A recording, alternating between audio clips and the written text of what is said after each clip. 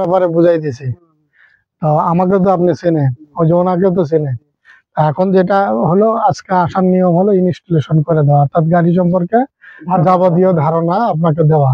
সেটা আমার অফিসে দেওয়ার নিয়ম নাই, নিয়ম হলো আপনার বাসাতে আসা বলে দিতে হবে। হ্যাঁ, যে সেই বলাটাই, এটা হলো এয়ার ক্লিনার বাটি, বুঝছেন? তো এয়ার ক্লিনার বাটিতে আমরা কি, এটা কি হয় যে যেমন ধুলা, দেখছেন?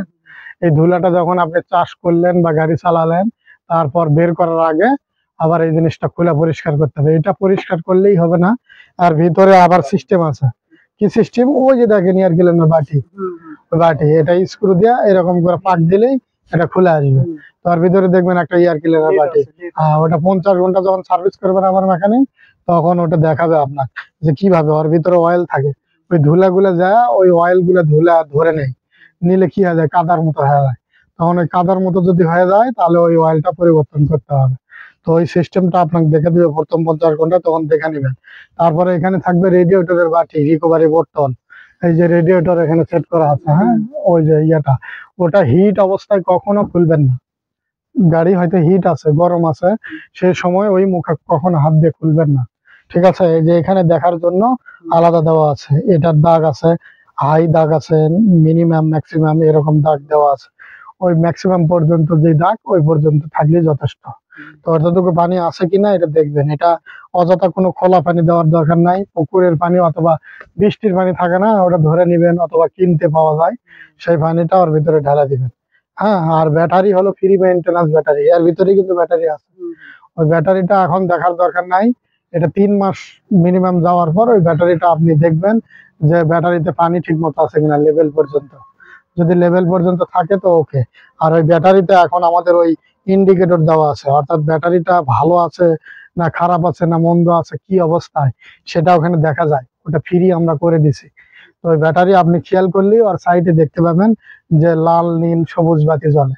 ওই বাতি কি কাজ করে ওটাও আবার লিখে দেওয়া আছে। হ্যাঁ, সবুজ বাতি থাকলে ভালো, লাল বাতি থাকলে ভালো না, এরকম ব্যাপার আছে ওখানে। হলুদ বাতি থাকলে মিডিয়াম। তো ওই ওই জিনিসগুলো, সিগন্যাল গুলো ওই ব্যাটারিতে আছে, বুঝছেন? তো যা হোক, তারপরে এই যে রেডিয়েটর ফ্যান বেল্ট, এই ফ্যান বেল্ট রেডিয়েটর খালি না, এটা ব্যাটারি চার্জ করে।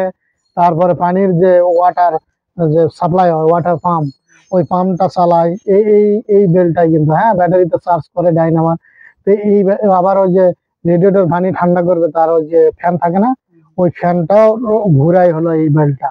তাহলে এই বেল্টটা এই যে যেমন চাপ দিলে এরকম লুজ আছে, এরকম লুজ থাকবে। এর থেকে যদি বেশি থাকে তাহলে হবে না, টাইট দেওয়া লাগবে, তার ব্যবস্থা করতে হবে। আবার যদি এর থেকে বেশি টাইট থাকে, কাজই করে না, সেটাও সমস্যা। তাহলে কি হয় যে ডাইনামার বিয়ারিং ভেঙে যেতে পারে, সমস্যা হতে পারে। ঠিক আছে? তো ওটা লুজে থাকা সমস্যা। আর এটা যেটা আছে, এরকম চাপ দিলে 25 mm পর্যন্ত ভিতরে যাচ্ছে। তো এটা না, এটা ঠিক আছে। হ্যাঁ, এরকম ব্যাপার।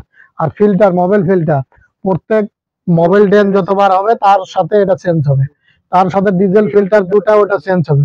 কিন্তু যদি গাড়ি লোড নিচ্ছে না, অথবা গাড়ি চাষে সমস্যা করতেছে, সে তেল পাচ্ছে পাচ্ছে না, এরকম যদি সমস্যা হয়, তাহলে আপনার বুঝতে হবে তেলের লাইনে যতগুলা জিনিস আছে কি কি, সেগুলো পরিষ্কার হবে। এখন যা দেখেন ডিজেল ফিল্টারে ময়লা, তাহলে ফেলে দিতে হবে, হোক আর মোবাইল ট্রেনের আশায় থাকা যাবে না। ঠিক আছে? তো এই ব্যাপার। আবার ওই যে সিগারেট ফিল্টার বলে আমাদের একটা আছে, মিনি ফিল্টার, ওই ফিল্টারটা টাঙ্কিতে থাকে। হ্যাঁ, ওই যে যেটা ঘুরে তেল বন্ধ করে চালু করে, ওই জায়গাতেও থাকে। ওই ফিল্টারটা কখনো জাম হতে পারে, তখন ওই গাড়ি তেল পাচ্ছে পাচ্ছে না, এরকম সমস্যা হতে পারে। হ্যাঁ, তখন ওই জিনিসগুলো আপনাকে চেক আপ করতে হয়। তো ওগুলা নির্ধারিত আসলে নিয়ম নাই। আর মোবাইলের এই যে এটা যেটা, এই যে এই যে এটা এখানে দুটা দাগ দেওয়া আছে, এটা হলো মিনিমাম দাগ, এটাকে বলে ম্যাক্সিমাম দাগ। এই ম্যাক্সিমাম দাগের নিচ পর্যন্ত যেতে পারে মোবাইল, কিন্তু ঢালার সময় ম্যাক্সিমাম দাগই ঢালতে হবে। ঠিক আছে? যখন ম্যাক্সিমাম ঢালার পর ধীরে ধীরে কমতেই থাকতে পারে, কিন্তু এর নিচে কখনো মোবাইল যাওয়া যাবে না। হতে পারে কেউ শত্রুতা করে ড্রেন নাট খুলে মোবাইল ঢালা রাখলো, কিন্তু আপনাকে প্রত্যেকদিন গাড়ি চেক দিতে হবে যে মোবাইল কতটুকু আছে। এরকম টান দিয়ে দেখলেই হবে না, এটা মুছা আবার ঢোকায় আবার দেখতে হবে। এর নিচে গেলেই ক্ষতি, আর উপরে থাকলে কোনো ক্ষতি নাই। এটা সুরক্ষার জন্য এতদূর পর্যন্ত দাগ দেওয়া আছে। এর উপরে মাত্র 1 লিটারও মোবাইল থাকে না। ঠিক আছে? এইটুকুর মধ্যে 1 লিটার মোবাইল ধরে নেন, আর এইটুকুর মধ্যে আপনার 7.5 লিটার মোবাইল আছে। ঠিক আছে? এই জন্য ওই ছোট দাগটা দেওয়া আছে, ওটা খেয়াল করে আপনার দেখতে হবে। হ্যাঁ, আর একটা বিষয় হলো ক্লাসের ফ্রি ফিলে এখন যেটা আছে, শর্টকাটে শেষ করো।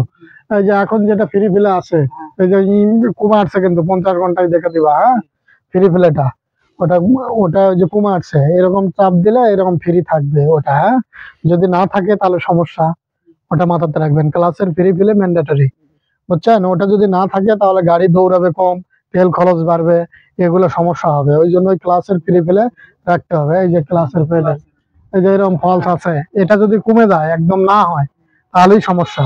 এটা ফ্রি বেশি থাকাও সমস্যা, একদম না থাকার সমস্যা, কিন্তু কম থাকবে, একটু হালকা থাকতে হবে, হ্যাঁ।